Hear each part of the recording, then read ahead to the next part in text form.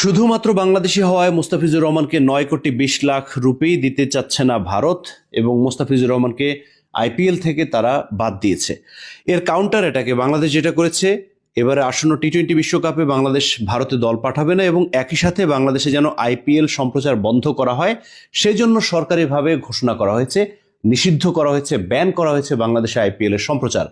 এখন 9,20,00,000 ভারত পাঠাতো বাংলাদেশে মুস্তাফিজুর রহমানের মাধ্যমে, কিন্তু আইপিএল এর সম্প্রচার বন্ধে কত টাকা ক্ষতি হচ্ছে ভারতের ক্রিকেট বোর্ডের। অঙ্কটা ছোট মনে হলেও আসলে কিন্তু ছোট নয়।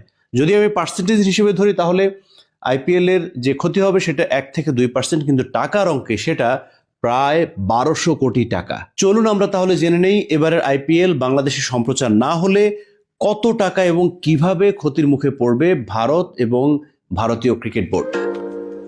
আইপিএল মানে শুধু